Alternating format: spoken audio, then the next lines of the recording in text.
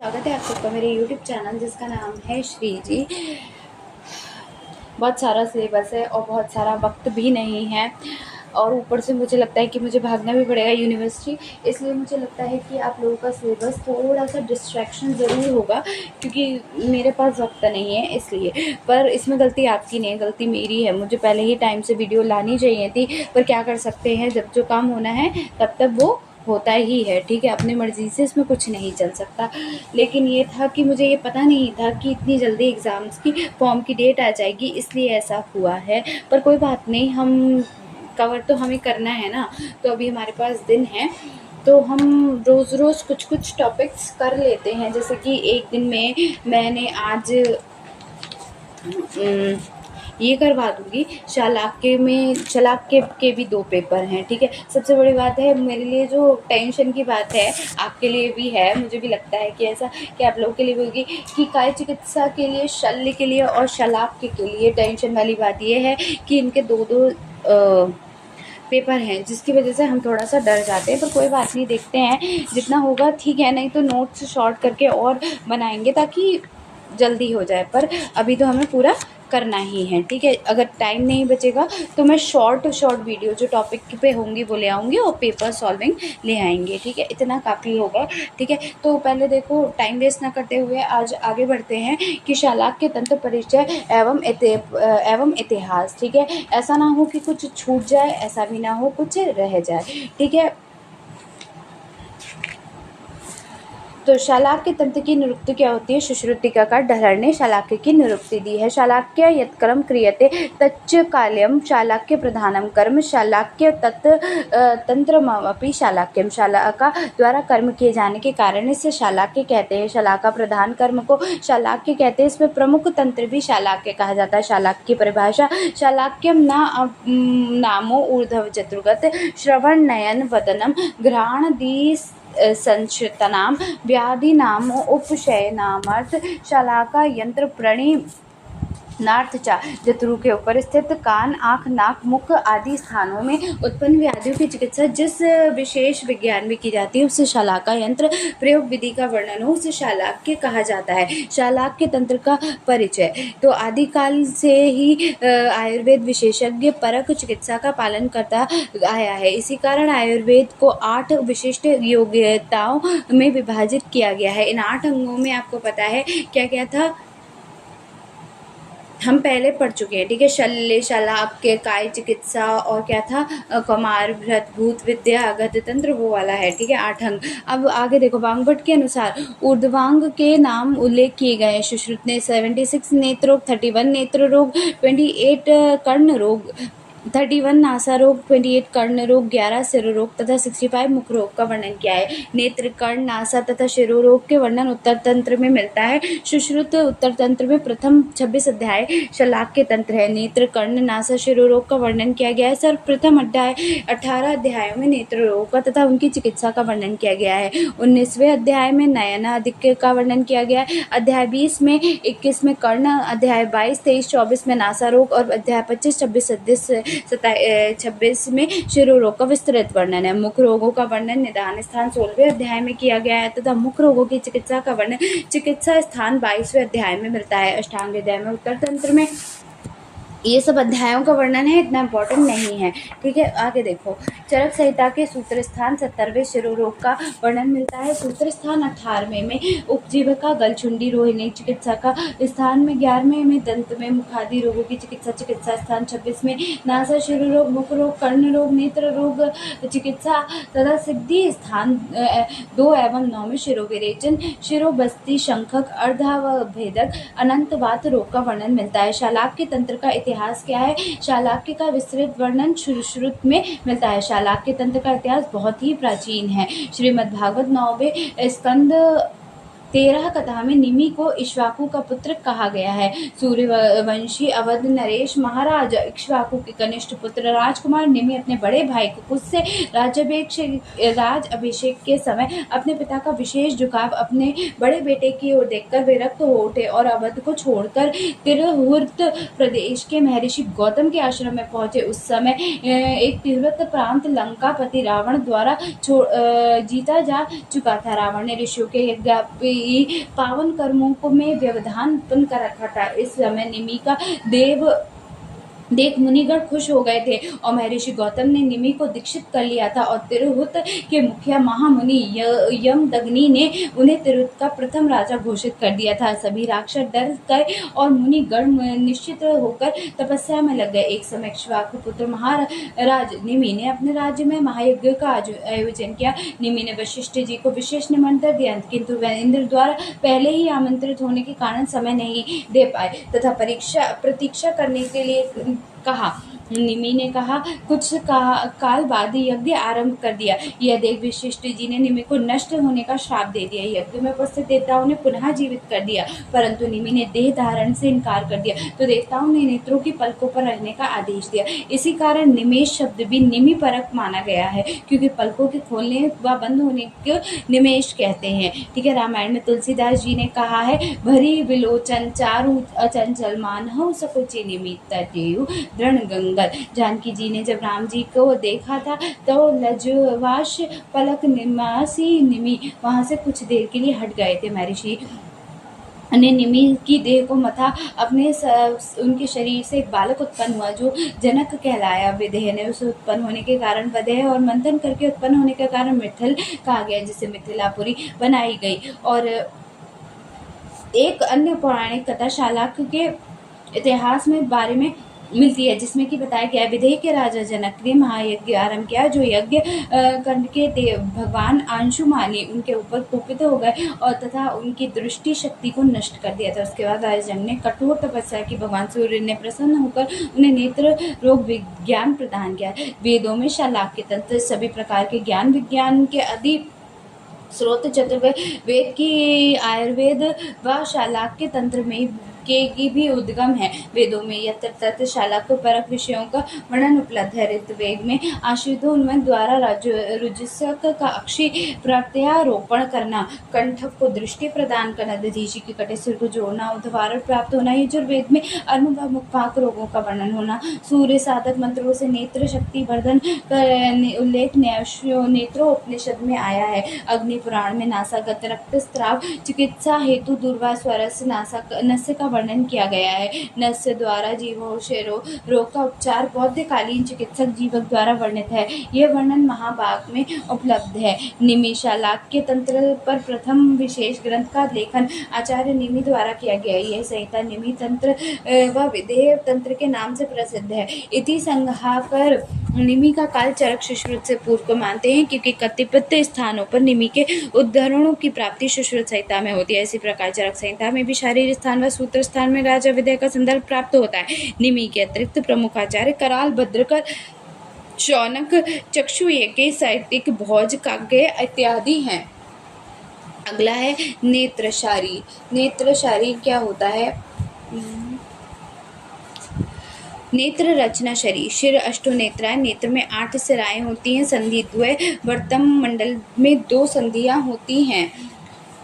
पेशी द्वय नेत्र, आँख में जो 2 पेशियां होती हैं। धमनी 2 चक्षु वाहिनियों यानी कि 2 धमनियां अश्रुओं का वहन करती हैं।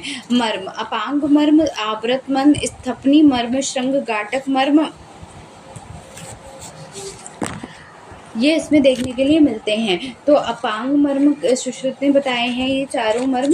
तो अपांग मर्म क्या है? अपांग मर्म में 2 अपांग मर्म भू पुच्छों के सिरों के नीचे और आंखों के बाहरी भाग पर रहते हैं। उनके विद होने से अंधता हो जाती है। यह सिरा मर्म है।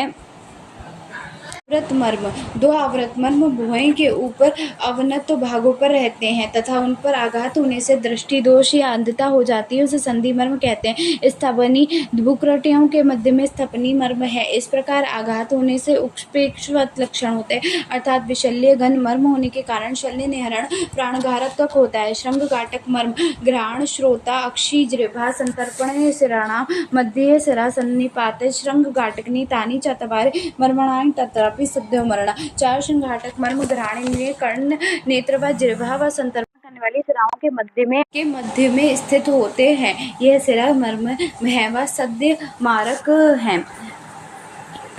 इसके बाद है सुश्रुत ने श्लोक दिया है विद्या द्वय अंगुल बाहुल्यम स्वांग अंगुष्ठोदर समवेत द्वय अंगुल सर्वता सांद्र विषंग नयन बुदबुदम सर्वतम गौस्तनी सर्वभूत बुदो भवम पलनम भुवो अग्नितो रक्तम वातात कृष्णम सितम जलात आकाश श्रुमाम अगर्ष जायते नेत्र बुदे बुदे, यानी कि अपने अंगुष्ठ के उदर को मध्य भाग को एक अंगुल मानते हुए नैन गोलक, नैन बुदबुद क्या है, नैन गोलक का बाहुल्य 2 अंगुल एवं नेत्र का आयाम और विस्तार 2.5 अंगुल होता है।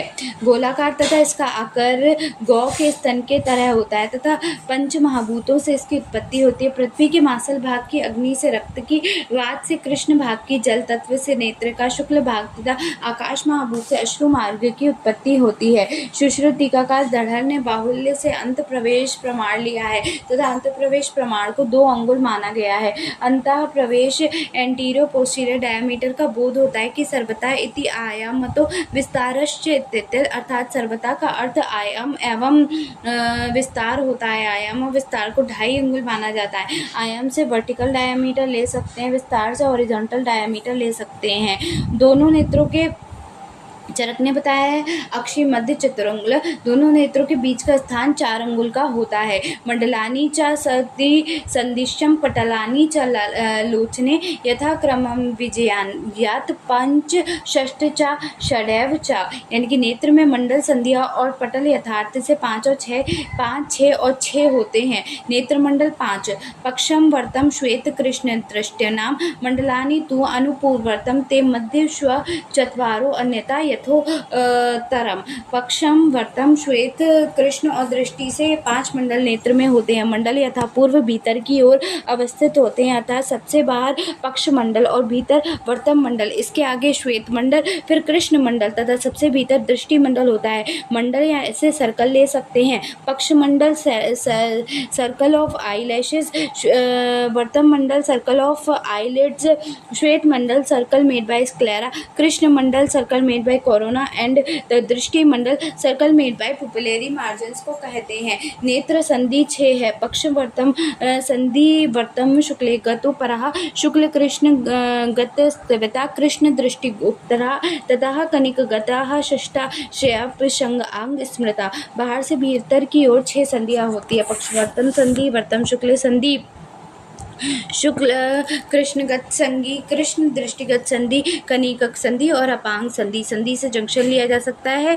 पक्ष वर्तम संधि लिड मार्जिन, वर्तम शुक्ल संधि फॉर्निक्स, शुक्ल कृष्ण संधि लिम्बस, कृष्ण दृष्टिगत संधि पपलेरी मार्जिन ऑफ आयरिस, कनिकक संधि मीडियल कैंथस एंड अपांग संधि लेटरल कैंथस को कह सकते हैं। इसके बाद सुश्रुत ने बताया है कि नेत्र अभ्यायाम अत्रि भाग अंतु कृष्ण मंडले मुच्यते, कृष्ण सप्तम मिक्ष्यते, दृष्टिम दृष्टि शारदा, नेत्र के आयाम का तृतीयांश कृष्ण मंडल होता है तथा कृष्ण मंडल का 7वां भाग दृष्टि मंडल होता है। ऐसे नेत्र के विद्वानों का कथन है। आचार्य दलहर ने कनिकक संधि को नासा समीप अस्थि कहा है तथा अपांग संधि को भू पुच्छांत बताया है। नेत्र पटल द्वय वर्तम पटले विद्याने चाक्षणी जायते तिमिर्येषा व्याधि परम दारुणः तेजो जलाश्रितम ब्रह्म तेष वयन्ते पिशात आश्रितम मेदिस्त्रितम पटलमाश्रितम त्वम अस्थि चापरम पंचमाश्मम दृष्टेषां बाहुल्यम मिष्यते। 2 पटल वर्तम तथा 4 पटल अक्षी गोलक में होते हैं। इन्हीं 4 पटलों में दुष्चिकित्सीय तिमर्व रोग होता है। प्रथम पटल तेजो आश्रित होता है, दूसरा पटल मांस आश्रित होता है, तृतीय पटल मेद आश्रित, चतुर्थ पटल अस्थि आश्रित। इन चारों पटलों का दृष्टि के पंचम भाग में बराबर होता है। वह बाहरी पटल जो होता है वो तेज और जल से आश्रित होता है। डलहड़ में प्रथम पटल रक्त से बना होता है। आचार्य वांगभट मत के अनुसार नेत्र का कृष्ण मंडल की उत्पत्ति रक्त व स्रोतस से होती है एवं श्वेत मंडल की उत्पत्ति कफ व स्रोतस से होती है। शरीरगत रक्त तेज व प्रधानता करता है जबकि कफ जल का बोध करता है। सुश्रुत ने बताया जब दोष प्रथम पटल व्यवस्थित होते हैं तो रोगी को पदार्थ को अभिव्यक्त करते हैं। नेत्र का आकार का प्रमाण में त्रुटि से भी रोगी अस्पष्ट रहता है, जिससे कि परावर्तन जन्य विकार जैसे मायोपिया, एस्टिग्मेस्ट होता है। Refractive error made by produced by changes in the axis and curvatures of the corona. ये तथ्य कृष्णमंडल कोरोना और एक्वस ह्यूमर की ओर इंगित करते हैं। द्वितीय पटल मास में आश्रित है। सुशोधित मतानुसार एक पटल के बाद दूसरा पटल आता है, अर्थात पहले पटल के भीतर द्वितीय पटल स्थित होता है, द्वितीय के कोरोना के भीतर होता है और यूवेल ट्रैक्ट होता है। मांस में बंधन गुण होता है जो कि यूवेल टिश्यू में होता है। मांस शरीर की पुष्टि करता है और नेत्र की पुष्टि यूवेल टिश्यू करता है। मांस में संकुचित और विस्थापन का गुण होता है। Uveal tissue has a properties of construction and dilatation. द्वितीय पटल में दोष स्थित होने पर दृष्टि दुर्बल हो जाती है। There are the accommodation anomalies. Accommodation is brought about by the ciliary body pathology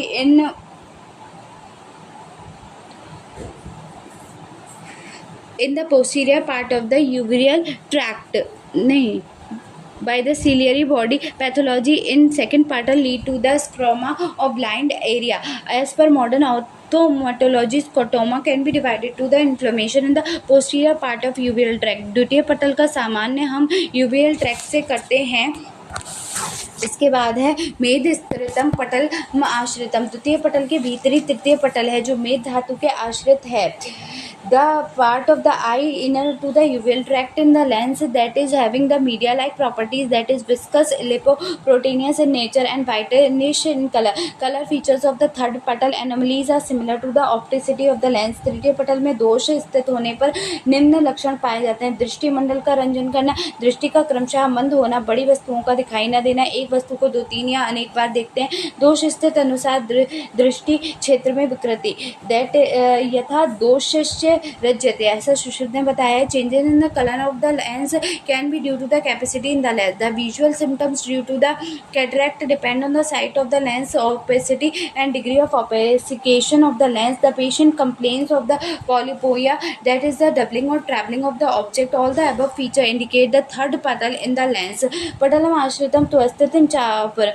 चतुर्थ पटल तृतीय के भीतर स्थित होता है जो अस्थि धातु से आश्रित होता है। It is a constituent by the अस्थि, that is hard tissue, which is supportive in the nature. Complete loss of the vision occurs if the dosha are situated in the fourth petal. However, patient can view bright object if the condition is not serious. The fourth petal is in the retina. Anatomy of the eye. The eye organ of the sight is situated in the quadrilateral bony cavity known as the orbit. The bony orbit or the quadrangular pyramid is situated between anterior cranial fossa above the maxillary sinuses below. Each orbit is about 40 mm in height. Width and depth are formed by the 7 bones which are frontal, sphenoid, lacrimal, maxilla, zygomatic, palatine, ethmoid. याद कैसे करोगे? FM zone से याद कर लेना, ठीक है। FM zone और स्पेशल, ठीक है। FM जोन यानी कि frontal, maxilla, zygomatic, special, sphenoid, palatine, ethmoid और लैक्राइमल, ठीक है। उसके बाद it is a 4 wall medial, lateral, superior, inferior, base and an apex. Base of the orbit is an interior open end of the orbit. The orbital apex is the posterior end of the orbit which transmit optic nerve and the ophthalmic artery. Each eyeball is suspended by the extraocular muscles. The central point on the maxilla, convexities of the posterior and anterior curvature of the eyeball is called the anterior and posterior pole. The equator of the eyeball lies at the mid plane below the two pole. The dimension of an adult eyeball: anterior posterior diameter 24 mm, horizontal 23.5 mm, vertical 23 mm, circumference 75, volume 6.5 and weight 7 gram. The coat of the eyeball is formed by the 2 units, the following unit: the outer fibrous coat, the muscle vascular coat or inner nervous coat. The fibrous coat, it is a outer dense wall and consists of an anterior 1/6 transplant corona and posterior 5th 6th opaque sclera. Junction of the corona and sclera is called the limbus. The vascular coat uval tissue, it supply the nutrition to the various structures of the eyeball. It consists of three parts which from anterior to the posterior are iris, ciliary body and choroid. Iris is a colored circular diaphragm with an aperture in the center of the pupil. The pupil divided the anterior segment of the eye into the anterior posterior chamber, which contains the aqueous humor secreted by the ciliary body. What is ciliary body? The ciliary body is a triangular in shape with the base form. The iris is attached to the middle of the base. Consists of main parts, namely the pars plicta and the pars plana. Consist of a muscle called the ciliary muscle, which is responsible for the accommodation one of the inner surface of the ciliary body. There are about 60 to 70 radially placed projection known as the ciliary processes, which secrete the aqueous humor into the posterior chamber of the eyeball choroid. It is a dark brown, highly vascular layer situated below the sclera and retina, extend from the ora serrata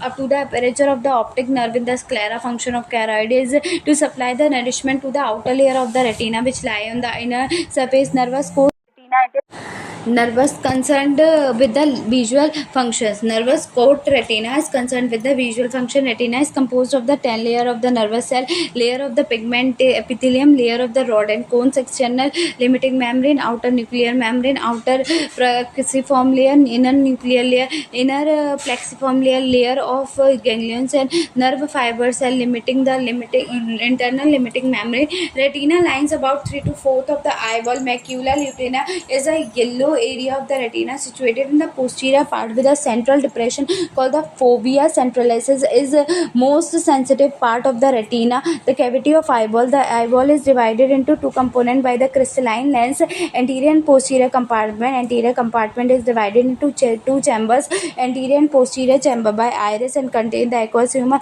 Posterior compartment consists of a transparent jelly-like structure, vitreous humor. Anterior chamber is bounded anteriorly by the back of corona and posteriorly by the iris and the part of ciliary body. The normal depth is about 2.5 centimeter in the center and contains about 0.25 ml of the aqueous humor. The posterior chamber is bounded anteriorly by the posterior surface of iris and the part of ciliary body, posteriorly by the crystalline lens and laterally by the ciliary body, and contains 0.06 ml of the aqueous humor.